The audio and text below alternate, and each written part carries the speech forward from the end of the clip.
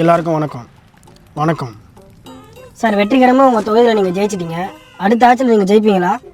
தம்பி, இப்போதாம்மா நம்ம தொகுதியில் வெற்றி பெற்றிருக்கோம். அடுத்த ஆட்சிக்கு இன்னும் 5 வருஷம் இருக்குதுப்பா. அப்போ வந்து கேளுப்பா. சார், நீங்கள் தூங்கும்போது லிங்கி கட்டினு தூங்குறீங்களாமே, அது உண்மையா? தம்பி, நான் தூங்கும்போது லிங்கி கட்டினு தூங்குவேன், இல்லை சாக்ஸ் போட்டுங்க தான் தூங்குவேன். அதெல்லாம் எப்படிப்பா உங்ககிட்ட சொல்ல முடியும்? எங்கள் தலைவர் ஜட்டி கூட தான் போடாமல் தூங்குவார். அதெல்லாம் எதுக்கு உங்களுக்கு? டேய் சும்மா இருடா. உங்களுக்கு இட்லியை விட தோசை தான் பிடிக்கும்னு சொல்கிறாங்க, அது உண்மையா? ஆமாப்பா. ஒரு தோசை 20 ரூபா. ஒரு வேலைக்கு 2 தோசை சாப்பிட்றீங்க. ஒரு நாளைக்கு 6 தோசை சாப்பிட்றீங்க. ஒரு மாதத்துக்கு கணக்கு பண்ணால் நீங்கள் தோசை சாப்பிட்றது மட்டும் 10,800 ஆகுது. ஒரு வருஷத்துக்கு 1,29,400 ஆகுது. மக்கள் பணத்திலேருந்து எடுத்து சாப்பிட்றீங்களா? இது தப்பு இல்லை?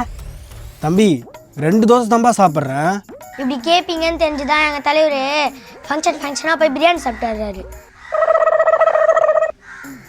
தமிழ்நாட்டில் துறைமுகம் 2 இடத்துல இருக்குது. ஒன்று சென்னையில், இன்னொன்று தூத்துக்குடியில். ஏன் கோயம்புத்தூர், திருச்சி, சேலம் அப்படிலாம் கட்டலை? தம்பி, கடல் இருக்கிற பகுதியில் தான் துறைமுகம் கட்ட முடியும். நீ சொல்கிறதெல்லாம் எப்படிப்பா துறைமுகம் கட்ட முடியும்? ஓ, அப்போ கடல் இருக்கிற பகுதி மட்டும்தான் துறைமுகம் கட்டுவீங்க, மற்ற மாவட்ட மக்களை ஏமாத்துறீங்க, அதானே?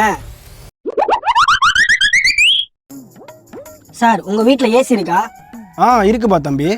நீங்கள் எம்எல்ஏ, உங்கள் வீட்டில் ஏசி இருக்கும். ஆனால் உங்களுக்கு ஓட்டு போட்ட யார் வீட்லையும் ஏசி இல்லையே.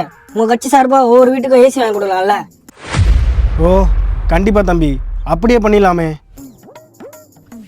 ஈரானுக்கும் அமெரிக்காவுக்கும் மிகப்பெரிய போர் நடக்குது. அதை பற்றி உங்கள் கருத்து என்ன?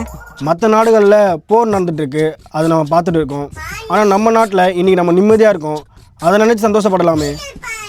மற்ற நாடுகளில் எவன் சத்தா நமக்கு என்ன? ஆனால் நாம் நிம்மதியாக இருந்தால் போதும்னு நினைக்கிறீங்க, அதானே? ஐயோ தம்பி, அப்படிலாம் இல்லைப்பா. எந்த கட்சியாக இருந்தாலும் சிஎம் ஆகிட்ட பிறகு ப்ரெஸ் மீட் கொடுப்பாங்க. ஆனால் உங்கள் தலைவர் மட்டும் ப்ரெஸ்ஸை மீட் பண்ண மாட்டார். ஏன்? உங்களை ஓட தான். என்ன சார்? உங்ககிட்ட சொல்லி தான் நல்லது செய்யணும் இல்லை, உங்ககிட்ட சொல்லாமலே நல்லது செய்யலாம்ல. எங்கள் தலைவர் அதை பண்ணுவார், கண்டிப்பாக பார்க்கலாம். உங்கள் கட்சி எம்எல்ஏ எல்லாரும் பேண்ட் ஷர்ட் தான் அதிகமாக போடுறாங்க. சென்னையில் மழை வந்தால் எல்லாரும் பேண்ட்டோட போய் நிற்பீங்க. ஆமாப்பா, பேண்ட்டோட தான் போய் நிற்போம். சார், என்ன சார் சொல்கிறீங்க? அட ஆமாப்பா, பின்ன ரம்பா மாரி தொடையை காட்டிட்டு போய் நிற்பாங்க. சரிப்பா, நான் இப்போ உத்தரவு வாங்கிட்டுமா? வரேன்பா, வரேன்.